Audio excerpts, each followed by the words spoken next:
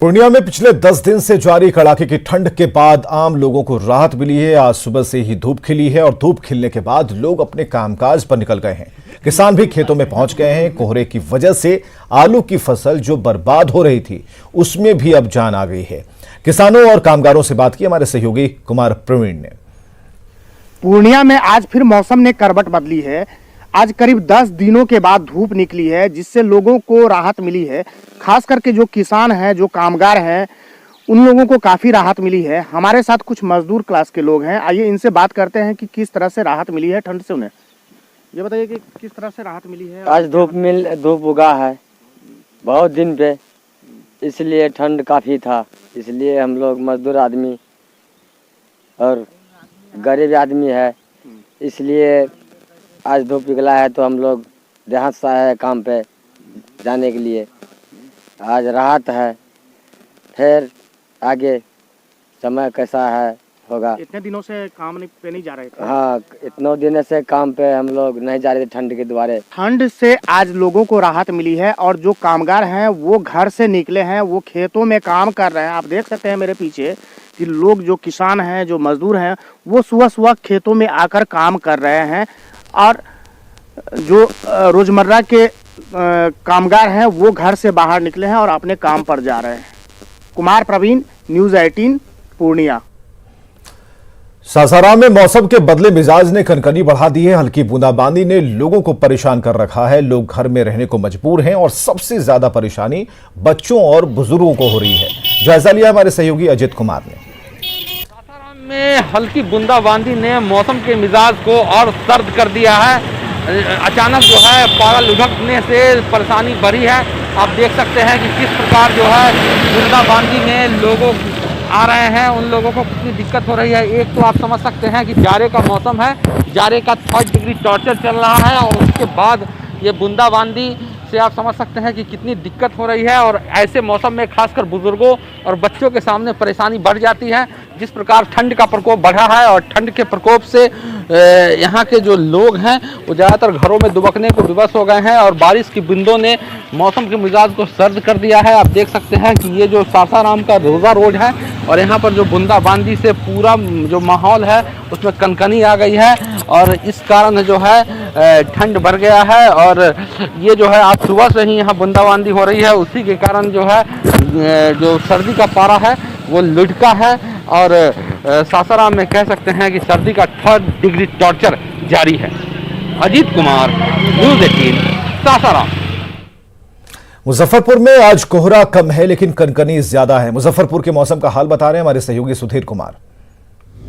मुजफ्फरपुर में मौसम में थोड़ा सा परिवर्तन हुआ है। परिवर्तन इस मामले में कि आज कोहरा कम है। जरा देखिए सड़क पर कि कल की तुलना में आज विजिबिलिटी ज़्यादा है लेकिन आकाश में तो कोहरा है। सर्दी तो ऐसे कनकनी के जैसा है, मौसम एकदम ठंडा है, हल्का हल्का पछुआ हवा बह रहा है। ऐसे में क्या होता है, ठंड अधिक होता है तो चाय के दुकान पर हम लोग आते हैं, चाय वही पीते हैं और उससे क्या करते हैं, ठंड को थोड़ा दूर करने के इंतजाम करते रहते हैं। क्या क्या शुभ नाम हुआ?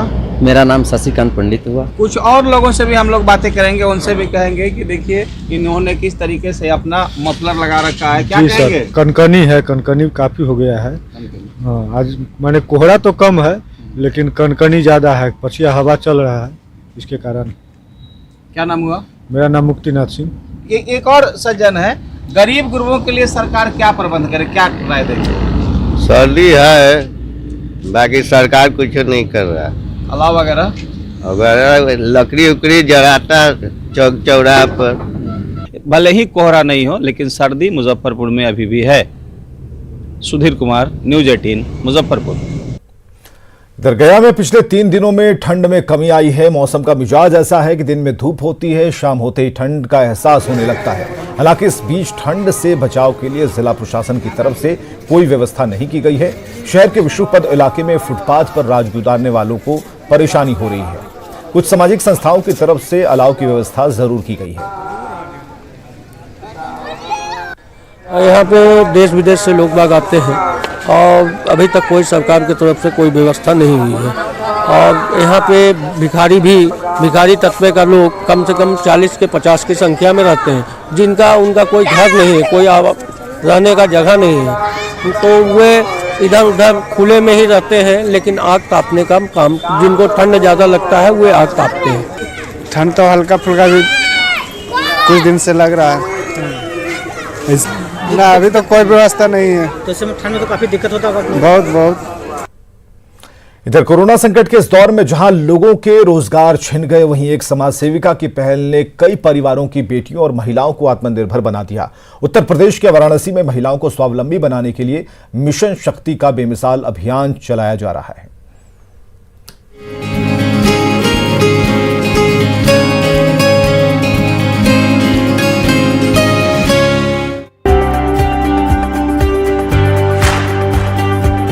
उत्तर प्रदेश के वाराणसी में योगी सरकार का मिशन शक्ति बेहद कामयाब हो रहा है।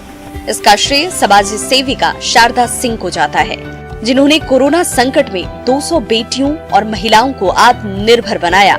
इन बेटियों और महिलाओं ने जूट के बैग बनाने का प्रशिक्षण लिया और उसकी बिक्री से अपने परिवार को आर्थिक सहयोग किया। मुझे ऐसा समझ में आया कि अगर इन बच्चों को हम कुछ अच्छा सा या कुछ छोटे मोटे ही रोजगार अगर हम मुहैया करा पाए, तो इन बच्चों को जो मैं पढ़ा रही थी, तो इनका जो स्वाभिमान वापस से इनका विकसित हम कर सकते हैं। यहाँ पे आने से हम लोग का जो पढ़ाई का खर्च है और घर में भी जो थोड़ी प्रॉब्लम थी, मम्मी पापा को, मम्मी हाउसवाइफ हैं, पापा बोरिंग का काम करते हैं, हम लोग का उतना नहीं निकल पाता है खर्च। तो यहाँ पे काम करने के आने की वजह से हम लोग का निकल जा रहा है और घर में भी हमारी मदद हो जाएगी हमारे काम। वाराणसी के बाजारों में जूट बैग्स की खासी मांग है।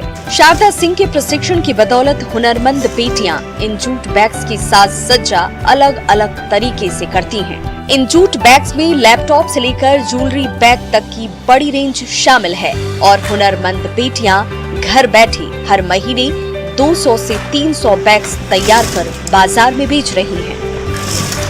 10 से 12 मशीनें हैं और करीब इस समय हम लोग 50 महिलाएं हैं जो इस जूट के काम में हम लोग हैं। और इसमें महिलाएं हैं, लड़कियां हैं, लड़के हैं। आसपास गांव की जो युवतियां जो काम नहीं कर पाती थी या वो कहीं नहीं जा सकती हैं, हम उन्हें भी घर पहुंचा के काम देते हैं और घर से बैग्स बनवा के हम उन्हें अपने पास मंगवाते हैं।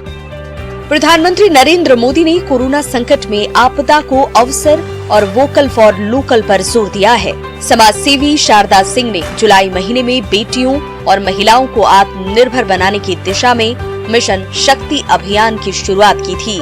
अब उनका बेमिसाल अभियान स्वरोजगार से सैकड़ों महिलाओं को हर महीने स्वावलंबी बना रहा है। न्यूज़ 18 नेटवर्क के लिए वाराणसी से रवि पांडे की रिपोर्ट।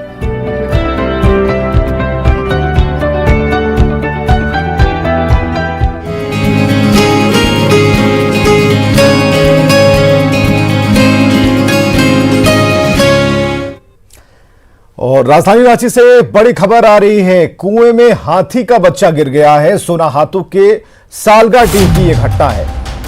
तो कुएं में हाथी का बच्चा गिरा है। सोनाहातू के सालगाडीह की घटना है। मौके पर लोगों की भीड़ जुट गई है और इस हाथी के बच्चे को निकालने की कोशिशें की जा रही है। हालांकि वन विभाग को इसकी सूचना दी गई है। ओम प्रकाश हमारे साथ। ओम प्रकाश, अभी तक अपडेट क्या है? जो जान है, हाथी का बच्चा हाथी के झुंड में शामिल था और उसी दरमियान वो भटकते हुए गांव की तरफ बढ़ा और एक कुएं में गिर गया है। फिलहाल स्थानीय लोग भी वहां पर पहुंचे हैं। एक कौतूहल का विषय बना हुआ है। वहीं वन विभाग और पुलिस की टीम को भी मामले की सूचना दी गई है। तो फिलहाल बच्चे का, जो हाथी के बच्चे को रेस्क्यू करने के लिए तमाम जो कवायदें हैं वो की जा रही हैं, लेकिन वन विभाग के कर्मियों का आना अभी बाकी है, जिस वजह से फिलहाल रेस्क्यू ऑपरेशन जो है उतना तेज नहीं हो पाया है। और उम्मीद जताई जा रही है कि जब वन विभाग की टीम पहुंचेगी तो रेस्क्यू जल्द से जल्द हो पाएगा और बच्चे को सुरक्षित निकाल लिया जाएगा। जी, बहुत बहुत शुक्रिया ओम प्रकाश, हमसे बातचीत के लिए, तमाम जानकारियों के लिए। और खबरें लगातार जारी हैं, आप बने रहिए हमारे साथ।